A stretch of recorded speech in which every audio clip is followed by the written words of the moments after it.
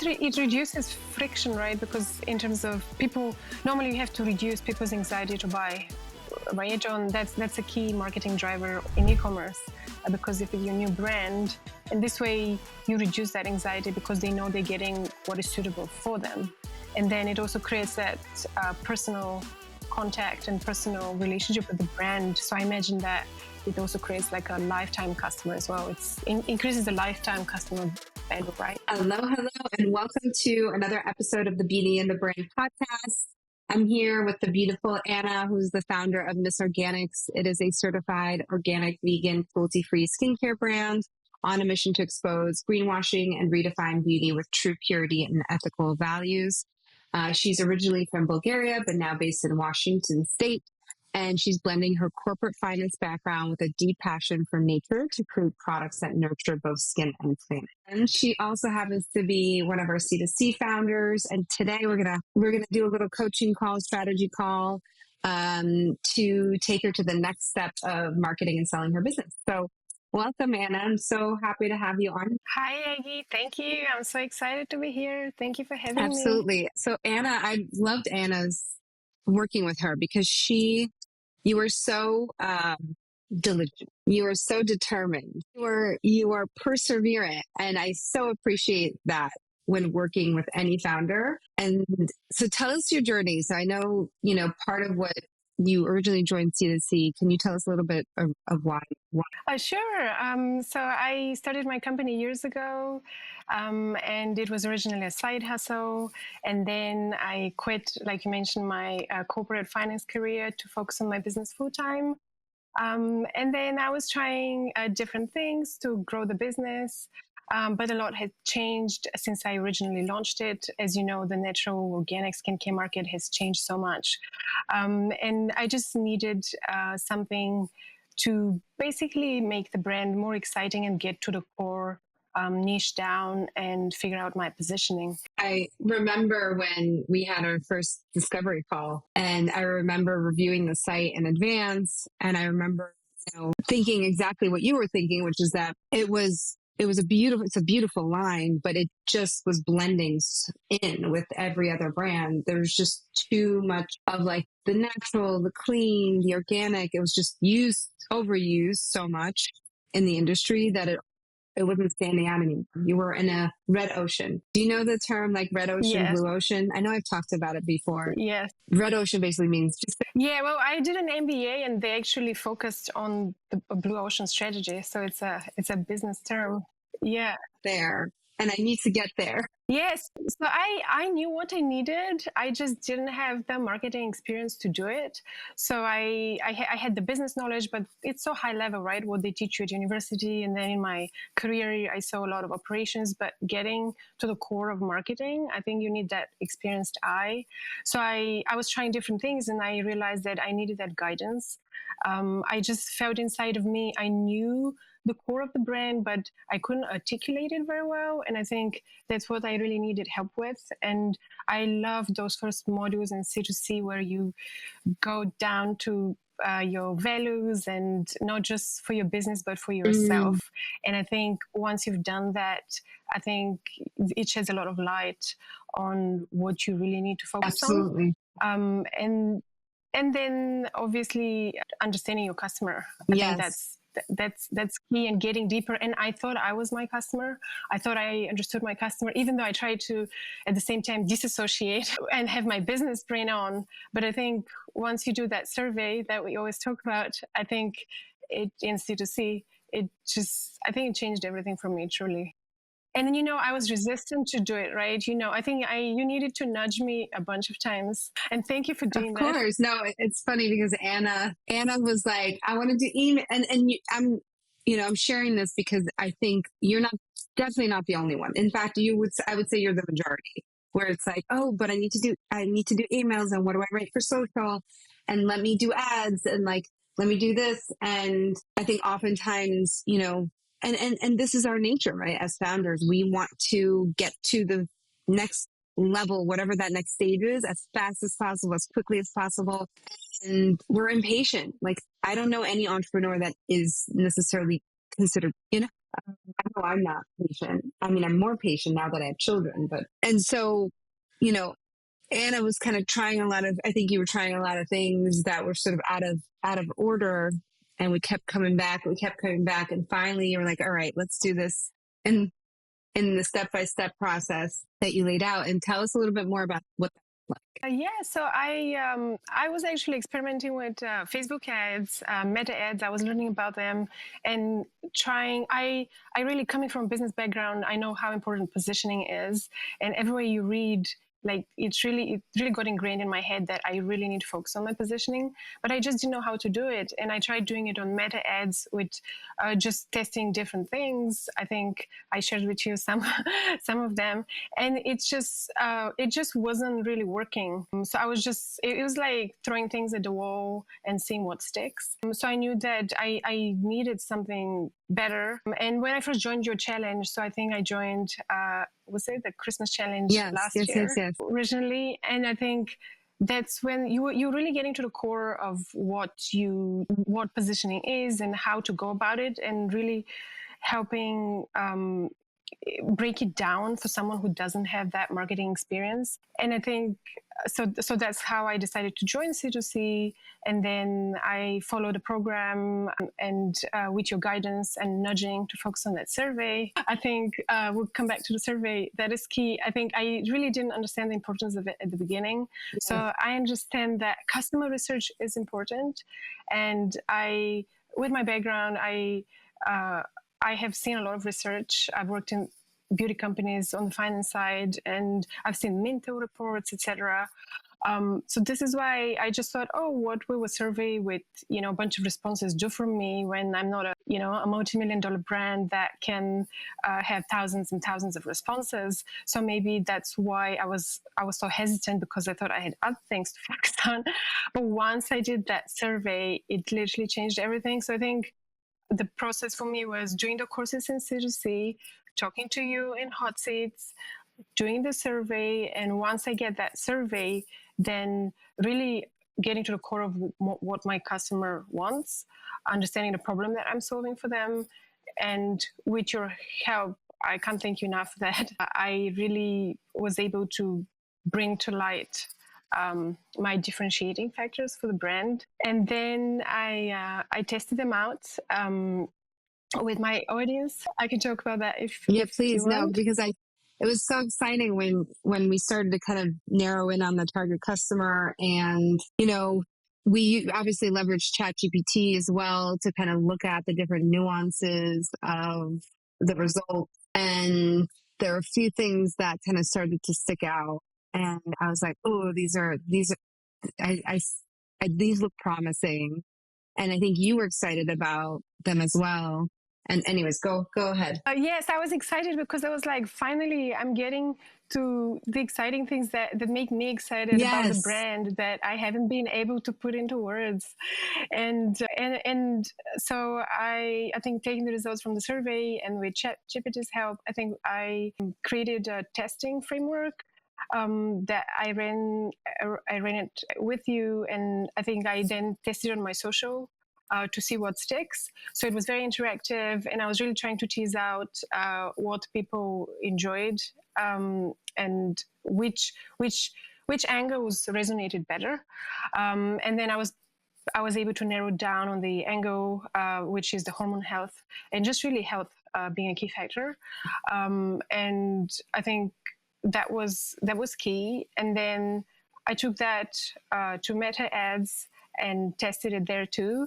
And I was so excited because I literally just had 3 different angles that I was testing, and I just had some small spend, I think it was $10 a day for each one. And I think the day after I started it, I had an order from it. So this was not meant to be a sales campaign. This was meant to be just testing which positioning works. And I remember testing, I think I got an order on that night. So that was the first day after I started. And then the next morning I woke up to another order, and I remember messaging you. I was like, Aggie, I can't believe it. Like this test is already generating orders. It was meant to just be testing what sticks. So for me, it being translated in numbers meant so much. And I think it was literal proof that this works and it resonates. And what was incredible for me was some of the stats too that came with those orders. So my conversion rate, so I that has been on for some time, that ad, and my conversion rate went from 2% to 6%. So I can't tell you how long I worked on bringing my conversion rate, because that was something that I was struggling with. It was quite low. It was between 1% and 2%. And it took me a long time to raise it up to 2%. And suddenly it jumped to 6%. I just couldn't believe it. I saw that. Like, honestly, I was so excited. That made my long time coming. What exactly, just to get more granular, what specifically did you change between that was the difference between like that 1% to 2% to that 6%? So I think that the message, so the ad really resonated. So the message on the ad that came through this whole process that I did with you in C2C really seems to have resonated with my target audience. So when something works, it's hard to pinpoint, right? Like for certain why. But since that was the only thing that changed, that's how I know, because I didn't change anything else. Apart from, I changed something on my banner that was also more around the message of hormone-safe skincare and sensitive skin, to make sure that resonated once you land on the website. So I think that was the only thing that changed. So it was literally just the messaging. There were no additional tactics in terms of, I don't know, doing different apps or different things. Because trust me, in my time, I've done a lot of different experiments. Poor Anna. And I just couldn't believe it. Honestly, I'm still really happy and excited about it, and excited what's ahead because of these results, and so excited about this positioning shift. Me too. I mean, I think initially, I think I remember when we brought like this huge brand deck to one of our calls, and I remember going by page, and I was like, I think, and it might have been like 20 pages or like 15 pages, and there wasn't really one there. There was maybe a hint of a differentiator in like one spot, but a lot of it was just, and it's not like there was anything bad with the brand or the products are amazing. It was just that everything was sort of generic sounding. And if it's generic sounding to you and I, can you even imagine what it is to a customer? And then when we started narrowing on the different angles, I think originally there were like 6 or 7 different angles that you shared with me. And then you kept bringing it down. And so is the ad that are you still running that ad? You said you're currently still running like that small budget of the clean doesn't always mean safe. Yes, I'm still running it. Okay, amazing. Are you still seeing sales from that? I am, although I changed, I didn't know because this was just a test. So there's some technicality here where I had set a deadline for it with a lifetime budget on Facebook. Because I didn't know that you can't change it after, and then you can update it, but it becomes complicated. So I kind of copied it over and changed it a little bit. So it slowed down a tiny bit, but I think that it's just because I had to start again. Okay. Yes. But I'm excited to take that messaging and now run with it and create, because this ad was not even meant to be an ad per se. It was just a test. So I'm actually excited, based on this messaging, to create an actual ad and a whole funnel. But I just want to add something about my challenges with, I think that just what you explained about my brand deck and all the different angles. So that's really something I struggle with, because I feel like there's so many angles about my brand and also about things that I'm passionate about, that to just narrow it down to that one problem, to that one thing, for me, that is really the big takeaway from the work that we do in C2C, because I myself have so many things in my head, so many ideas, that I wasn't able to pick the one. Like, my message was just getting diluted. And I think this is the key, like, to just have that one message. And without the help, I was just not able to do it, even though I knew the importance of it and I was trying. So I think that this is what you helped me do. I remember you telling me on these presentations, because I spent so much time, and I was like, oh, I know. We were so frustrated. You were frustrated. I was frustrated. But now looking back, I feel like it's worth it. And I think this is the message that I want to put out there, that don't give up. Sometimes it's not easy. I think for some brands, it's super obvious. And for others, it's not. Like in my case, it wasn't super obvious, at least to me. So it took time. And I think it's just important to not give up and find that thing that really resonates. Absolutely. I mean, I'm still doing that right now with everything that the world changes, the industry changes, things shift. So, it's almost like an ever evolving exercises that we're working on positioning. Because what happens too is like certain words or certain, phrases, they push the needle and then they become attractive. It may be the same, for example, it could be like organic is now the new thing when natural used to be the thing, or green used to be the thing, now natural, now clean, like et cetera, et cetera. And it'll evolve. It'll keep evolving. The language will keep evolving because things become cliche. And as they become cliche, they become invisible. And once they become invisible, then it evolves into the next mass desire. And so I think it'll be ever evolving. You have to listen. I just did a episode earlier with Trina Felber, who's in our community as well. And you're going to love it. You're going to love that episode because it's close to like how she went from like just sales trickling in a little bit to like 7 figures just by positioning. It was literally, that was the only amazing thing. Just similar to you. Today, we're going to talk about ads and ad strategy. And there's a few questions that you brought to the table. And I also had some notes for us too. I had some thoughts. I had some ideas. So talk to me about like what you're thinking. Right. So I want to understand how big my funnel needs to be, and what I put where, because I think I'm still getting my head around what my funnel is and how I talk about the brand as well. Because generally speaking, I'm scared of being diluted again. I'm scared of having this perfect positioning and then going out there and just talking about everything again. So this is why in my head, I just want to understand, okay, what should I be talking about at every stage? So when first people meet me, what should I be talking about? And that's all on organic social as well as on my top of funnel ads, yes. Right?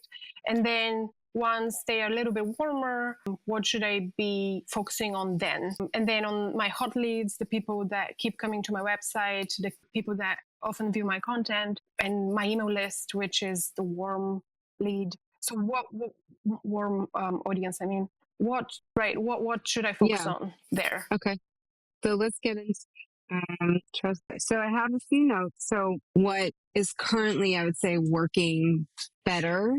There's a few different things, and I might have shared this in one of our strategy sessions, but one thing that you could do is rather than running a conversion ad, because the conversion ads can get really expensive really fast. And you really at this point need to be spending at least 50 a day, starting at 50 a day. And I know people love to talk about a $5, $10 strategy. It's how a lot of people try to sell stuff to teach on ads. And I'm just going to rebuke that and say, you got to start with 50 a day.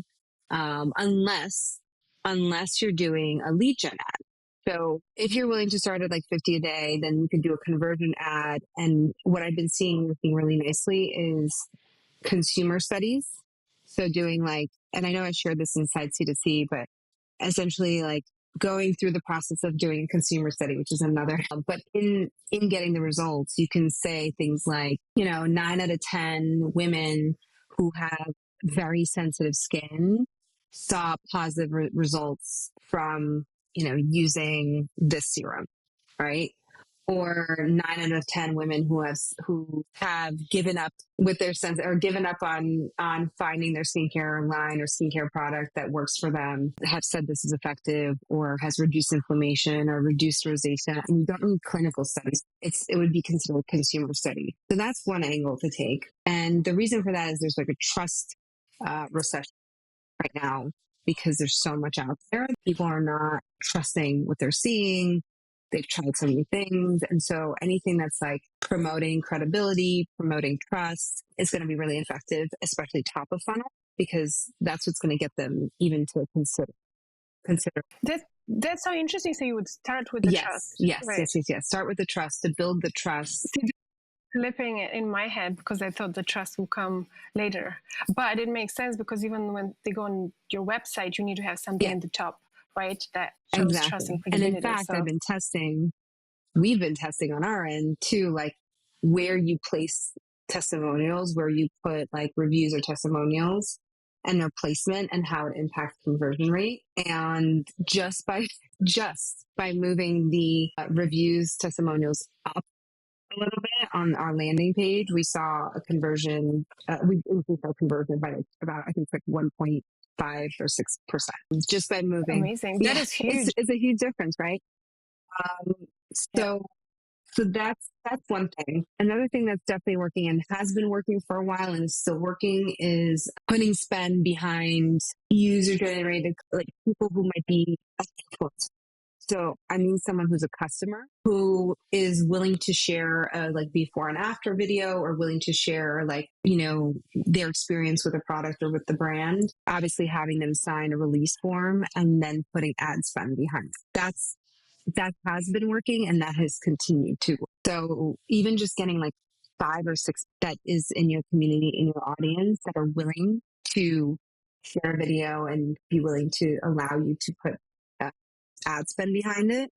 And then testing those 5 different videos with the hooks that are working already. So like the hook of like, you know, clean doesn't always mean safe. And them being able to share the story of, you know, I've been purchasing clean beauty for 10 years. And I was still breaking it until I found Miss Organics. And now I use XYZ products and I've been using them now for X amount of time and I'm seeing X results. Just a really like authentic videos that will help with top of funnel with trust factor. Yeah, go ahead. And you have them talk, right? And I understand that these days the authentic videos and content does better in general rather than the Yeah, the polished. I think polished we're stuff. past the Yeah, days where everything has to be no, polished, picture perfect, and it's the opposite yeah, these days, right? absolutely. That's gone. Also, really working right now. Lead gen ads that will lower your cost significantly, right? So so if you have good conversion on your website, if you have really good open rates and click through rates on you're consistent with your emails, your newsletters every single week, you're sending out an email or twice a week, and you have your welcome sequences, your post purchase sequences, etc., in place, then running a lead gen ad to a console, like a console page or like a quiz can be really valuable. So that way you're getting leads for like $2 instead of $20. And if you know that you are good at email marketing and your conversions or your click-through rates are good, then you can just convert them on the back end, which is actually a much smarter Yeah, that was strategy. one of my Yeah. questions actually. So it is working. It is still working, Yeah. is it? No, that's Because I fantastic. wasn't sure. If, again, I preface this by saying, if you are Yes. doing well with like your email marketing, it's a no brainer to, you know, spend $5 per lead or $2 per lead versus 20. Yeah. Yeah, definitely. You have to have your automate as long as you have your automations in place and you can check all your Yeah, KPIs and then exactly. So those would be like the 3, like lead gen ad to like a quiz or consultation page. Oh, you mentioned like retargeting. So with retargeting, because they are, you know, already in, like they're kind of interested, they're checking you out. I would absolutely run retargeting ads to your consultation page if you have one. Because is the consultation page one like a real consult where you offer them a free yeah, like 15 minute, yeah, 30-minute skincare? absolutely. And they work Okay. really well because I remember the first time we implemented it was actually with a C2C founder, Lizette, not Lizzie, Lizette from Lily B Cosmetics. And she was really good at like in-person events. And this was like right COVID time. And we were trying to figure out, okay, Right. well, what do we do now? Okay, most of your sales were in person. What do we do now about, you know, bringing that Lizette, flair and, you know, to people virtually. And so we decided to run like set up like a consultation for the holiday season. It was like 10, 15 minutes consultation. And she ended up, you know, selling so many units of holiday bundles where she was customizing the bundles on the consultation pages. And so rather than people just buying a random bundle that was a lower ticket bundle, like a lower, or not buying at all because they don't know which one to get for their partner, she was getting them on the consult call. They were ending up buying more because they were on that call. And now they were becoming a rating because they got to have that, experience. So It's that amazing. could be. And also it reduces friction, right? Because in terms of people, normally you have to reduce people's anxiety to buy, right, John? That's a key marketing driver in e-commerce, because if it's your new brand, and this way you reduce that anxiety because they know they're getting what is suitable for them. And then it also creates that personal contact and personal relationship with the brand. So I imagine that it also creates like a lifetime customer as well. It's increases the lifetime customer value. Absolutely. Right? Absolutely. So, and can I ask you about the quiz? You mentioned a quiz as well. So would that be, so if you're running engagement ads, would it be a fun quiz or would it be a product quiz? I know a fun one is probably better. It would be fun. But do you think that? Yeah, it would be fun, but it would have results that are, of course, your skincare, or it would be something that like people want to discover about themselves. So it's what makes. I love yours, by the way, because I think I did it here. I think it's which founder you like or something like that. So I did it. I took it. You liked it? Okay, it's good to know because I was wondering if we should kill it. Yeah, so with the skincare, like people want to find out about themselves when they take quizzes. They want to know, they want to find their identity. Do you remember when used to have like quizzes that they would launch, like a new quiz every day? And it was like all the rage. And I was always taking them. It was like random quizzes, like, I don't know, like what food you are meant to eat every day, or, weirdest quizzes. But yet people would take them over and over again because they wanted to learn about themselves. So that's the intention of the quiz. So in your case, it would be something like, okay, so if we're talking about like sensitive skin, you've tried a lot of clean beauty products, they're not necessarily working or they're not like clean enough. Maybe it's like test your clean beauty IQ. Maybe it's like, it could be something around the like, you could do something like, what type of sensitive skin do you, because it kind of flips it on its head because people don't think that there's multiple types of sensitive skin, right? So you can go deeper and say, are you type 1, 2, 3, or 4 sensitive skin? Find out what, or what recommendations we have for you. And they don't have to be just your products. It could be like little tips and tricks plus your recommendations. So make it educational, like give education value, basically. I love that. Like which ingredient in your routine could be causing your skin reaction, or like your skin or something like skin inflammation, and maybe something like that. Gosh, there's so many. So that might be tricky. But like thinking about like, okay, what would somebody who has like yourself, like you went through this, like what would somebody want to find out about themselves that's beyond like, oh, you've got aging skin. Here's our aging bundle. It's like, let's go further than, like, okay. So for example, as I'm aging, I'm noticing like little changes, but I don't have like my aging, like, and I don't use Botox. I don't use anything, but I don't have wrinkles. But what I do have is volume. So my aging is different than someone else's aging who has like lines going across their forehead, for example, right? So it's just like, I would love to know and identify like my type of aging and then get a specific product recommended for my type of aging, not the generic, like fine lines. Just like an example that I'm thinking about. I love that. I already have ideas in my head.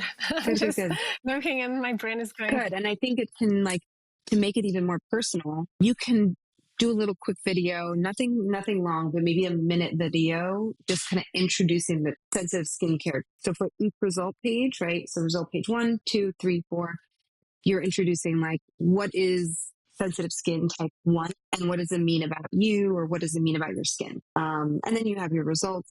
And of course you want to make sure like, you're going to have to test this. And I know you're good at this, but you'll want to see the placement of where the buttons are for discovering the product, where they're placed. Like, do you make it more lifestyle-y where you give the description up top and then eventually you list the products, or do you go right to here are the products that are best for you? You'll want to play with that.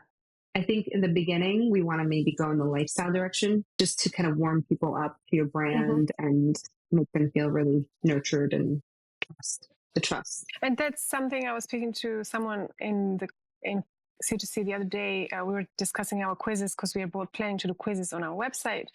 And we were wondering about whether you give the results, whether they have to give you their email to give the results, or whether you give them the results and the option to get their email as well. Because I think these days it seems like ideally you want to get their email, right? And you want to send them the results in email. But these days people get a bit annoyed, depending on your customer. But I think for my customers, it might, if you spend, like I've done such ads as a customer where I click through, and then they ask 1,000 things to give me the results, and then it leaves you annoyed. So that's what I'm thinking. So how do you balance that? So do you give them the result, or how do you then entice them to also opt in? Maybe you give them a bonus. They have a little discount or something to get the result. Like that's part of it. Right. Like, so you would do it that way. I mean, you just went through this experience. I'm helping you figure out, what's going on with your skin. Like in exchange, I think it's a fair exchange. I don't think people expect to take something online, like take a quiz online and not be asked for the email to get the result. That's because the ones that I get annoyed, they also ask for credit cards. It's normally some apps that make it sound like they're just going to give you an answer, but then they ask you to subscribe and give you a credit card. So actually, that's a good point. So I think that's the one that takes it too far. That actually really bothers me because, I just went through something like that last night, and it was there was this ad for this woman who was like free Pilates challenge, 30-day challenge for July or for the summer, next 30 days or something like that. I was like, great. I want to get back into an exercise routine. I like Pilates. I'd like to try it. Like, okay, great. Like, and then I go through this whole thing, right? Like giving my information step by step by step, takes like 7 minutes at least. And then it asked me to subscribe and card information for different membership like tiers. And I'm like, but you said free on the app. Why are you saying free on the app? It was just like complete deception, like direct deception. But I wouldn't worry about it. Yeah, we're not doing that. Definitely not doing that.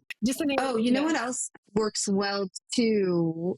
Obviously, like this is tried and true. And it's tried and true for a reason. Before and afters for an ad work wonderfully. So I know it's like tried and true and seems obvious, but it works. So top of funnel. Right. Yeah. They're just hard to get. But yes, I'm on a mission to get some. I don't have any. Well, yeah, I would give people a reward. So like give them like, hey, like I would love to offer you a free product or a resale on your product in exchange for before and after. The consumer studies, if you do that, that's part of it. Submit before. They have to take a picture. Okay. And then like when they start and then after they end. So okay, I take this as my next key step because it will help everything. Absolutely. I think it will help conversion as well as just overall ad content. And absolutely. One of the things I like to do with ads too is like you asked about targeting. So right now what I'm seeing on my end is like Advantage Plus is outperforming everything. Like I've tried so many different targeted groups. And even back in March, there was one target group that I was testing, that was outperforming Advantage Plus.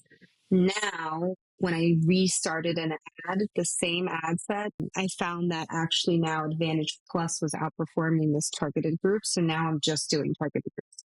And I was doing lookalikes, 1%, 2%, 5%. I was doing, interest targeting, all different types of targeting. And the Advantage Plus is winning with all of my options. So now you don't, even interest, you don't put in just plain Advantage Plus? The only thing that I'll specify is like location, and then I'll bump up the age because in my case, like that no one like in my audience is like 18, 19, 20, really. Like they're usually, 25 plus typically. I've heard that advice elsewhere as well to set a 25 as the minimum for most brands, obviously. Yeah, not every brand, of course. Like not like someone selling kids shampoos or something. Of course. What else? Oh, and then in terms of like metrics, so I have an entire tracker that I use for like, tracking ROAS, but I obviously and I think you probably already know this, but like obviously click-through rate, I want click-through rate to be at least 1% or over. The CPC, I want it to be $3 or less. The CPM, I like to have it be, in my case, like it might be different depending on the niche, and the more niche you are, actually the more your CPM will be higher. But I like mine to be like $40 or less. So those are just like a few of the metrics that went up.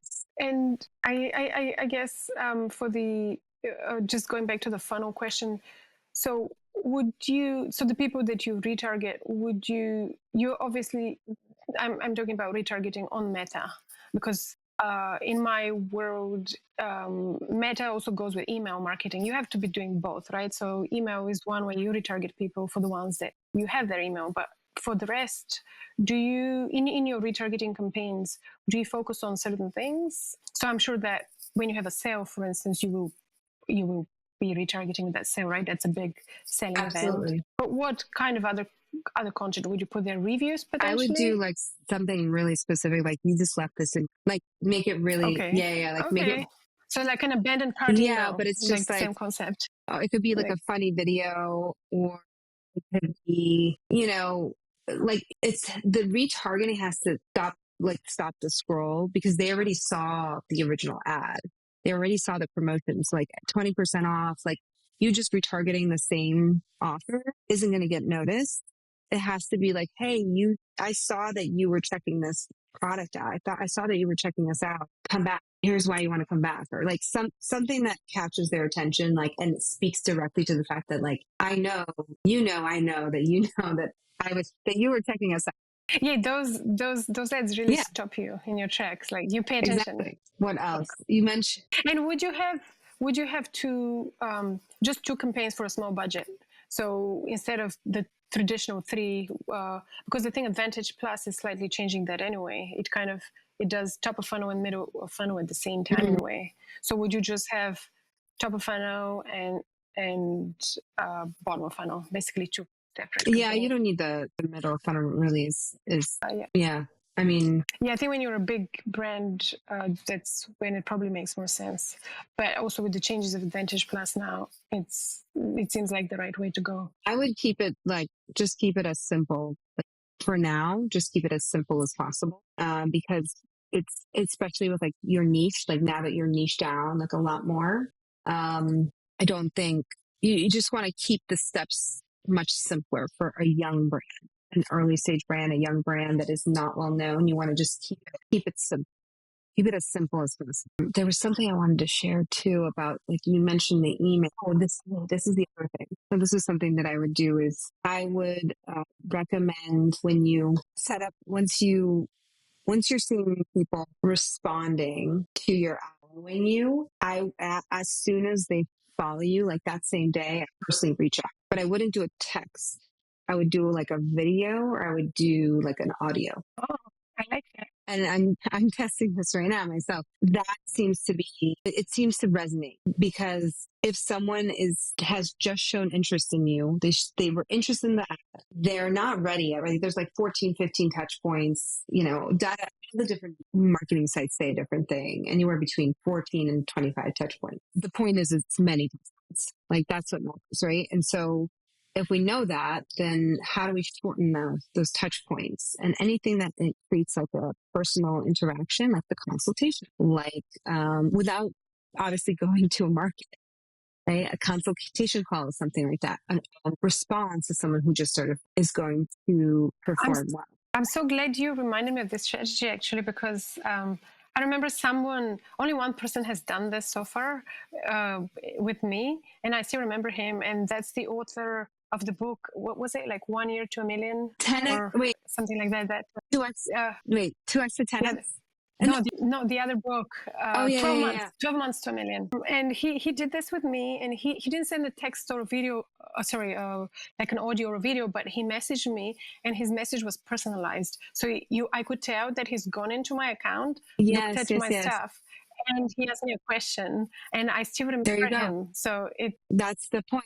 yeah, thank you for reminding Yeah, me. and you know, Yes, I think that's in C2C we have a DM selling script too.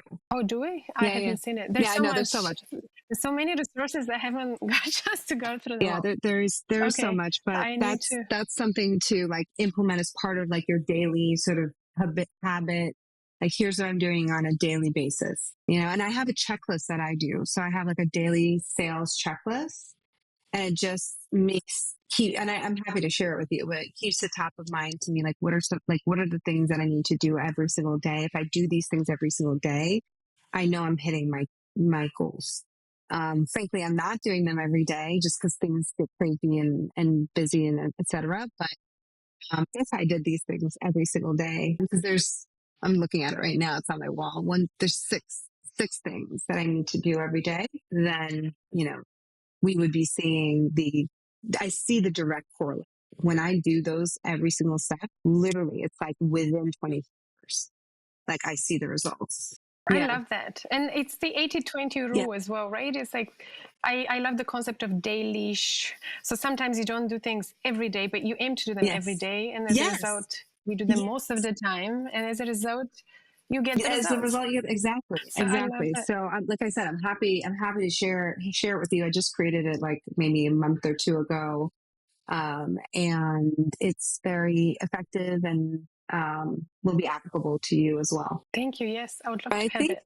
And I just have one last question on the funnel. So when you drive people to whether it's through the quiz or all of the different types of ads we talked about, unless it's for a specific product, do you drive them directly to is it better to drive them to a low-hanging fruit, like I have a sample 10 ml bottle of my hero product? Or do I drive them to a collections page? No.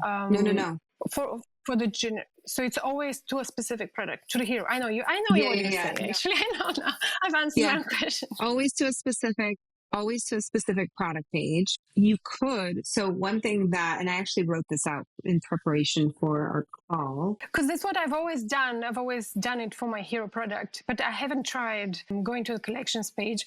And somebody who sells supplements mentioned to me that works better for them. So when people can see more things when they land on the page. I mean, it's worth a test. But it could be different in that.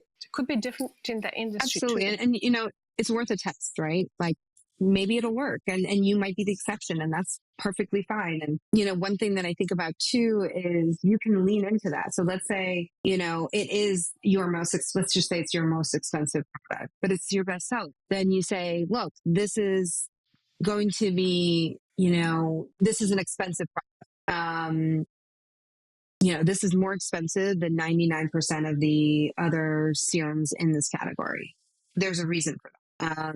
You know, we have a radical higher standard defined by, or like we have a purity standard, which means that no more hormone disruptors, maximum organic content, no hidden secrets ever, you know, et cetera, et cetera. So you can lean into it. And would you put it on the ad or on the page, on the product page somewhere? I would put that in the ad. Like, long form ads are working really well right now too. So long form copy. So even what I would do for long form copy, I would speak to the fact that like you're promoting a clean beauty brand, right? And you can speak to the fact that, you know, this may seem like just another clean beauty brand, but once you look deeper, you'll discover that we have this purity standard. And that every Miss Organics formula goes, you know, beyond clean beauty and in specific ways. You know, you can even say like most brands are still using undisclosed fragrance blends, oxidized oils, bioactive compounds that mimic hormones, et cetera, et cetera. That's why we created the purity standard. And here's everything that it means. Then you could provide social proof, right? So multiple different reviews on that particular product, and then a call to action, you know, with conversion ad, you're looking at doing something like, okay, get 10% or 15% or 25% or 20% off your first order. I don't like to go beyond 20%. That's just like, it feels icky to me. I know. I only do it for Black Friday. Yeah, exactly. So I don't have to worry about you doing that, but some kind of, it does have to like be like an incentive, like reduction in price or some sort of gift with purchase that incentivizes them to purchase their product right now. But the point is like lean into like, it's like go against the grain, like lean into what it's like. Oh, this might look like just another clean beauty brand or clean beauty product. Here's why. Like so lean into what someone might already be thinking and get ahead. Like someone told me the other day, they were like, I had, my husband had asked me all these questions and I'd realized that in our call, you had addressed every single objection before I even had the question. It's like, great. That's exactly what, right? Like lean into like, what are they thinking? What are the objections? Okay. This is just another clean beauty. Like, this is, this is It's not not going to going to work. work. It's going to make me irritable. Like it's going to make my skin inflamed. It's just going to sit on my counter. All the reasons why someone might want to buy it and address them front Love and that. center, like right from the top. And would you say that videos work well still? So if I, as a founder, record myself talking about it, or is the picture format better for something It's like so that? funny you ask that because I think video typically performs, but I found, I don't know. Personally, I found in my situation that static tends to work better, but video typically works better. Like the standard video works right now, yet I'm just sharing personally, that's not true for me. Yeah. But I've heard the same advice from elsewhere. It was a podcast I was listening to of these meta ads experts, and they talked about the same thing, that most people think that video performs better, and it does, and it used to. But these days, like the simple ads with an image and a lot of text seem to be performing better. So, and I think it may be because the new algorithm is smarter and it knows what your ad is about. I think that's one of the big changes. So it can read the text, it can read the image. Although I might be making this up because maybe it's good with video too. I don't like watching video anyway, ads. it's just me trying. I don't like watching them. It takes time, right? I guess we're impatient, right? You said you're impatient and I'm impatient too. So maybe I want to just read it because I read, like, let me get the, at your own speed. Yes, exactly. I want to, I like to read, and that's how I receive information best. Like when I'm watching a movie and the volume is down, or not even, the volume doesn't even have to be down. I have to have subtitles. I read movies. Oh my God, I can say, but for me, English is my second language. So maybe that's why. Because that's how I started, because I could understand more. So and maybe my hearing's going back. I have two boys. Funny. The noise in my home I've lost my hearing. I hear you. I have one, but she's just so loud that, so loud. So I have to read. It's like if I don't have the text, unaccounted damage to ears. Oh, damage. There's so much damage. But anyways, this was great, Anna. I'm so glad that we got to talk a little bit of ad strategy. And I just want to put a pin in this for everyone who's listening to this episode. Please, please, please make sure that you first have your conversion rate on your website is at the right metrics. You're converting at least 1%, that, you have your email dialed in, you're sending regular newsletters, you've got your welcome sequences, you've got organic social going before you turn on ads. I can't stress this enough. And I want to share this just because I've had too many founders come to me who have burned through 10K, 20K because somebody told them run ads to figure out your target customer. And then they do it and then they're burned and they lost a lot of money. I'm not sharing this with you, Anna, per se. I'm just sharing this with the audience so that, I just want to make sure. No, 100%, because it took me a long time to get to ads as well. And I actually paused them a little bit while I was doing my positioning because I realized that matters more. And then also with my finance background, I'm so used to looking at data. So my approach is very data driven. And I'm focusing on doing it profitably. So I think, yes, I 100% understand where you're coming from. And I only use it for testing because I already understood how it works in many ways. And I was just giving it just a little bit just to confirm what I've seen everywhere.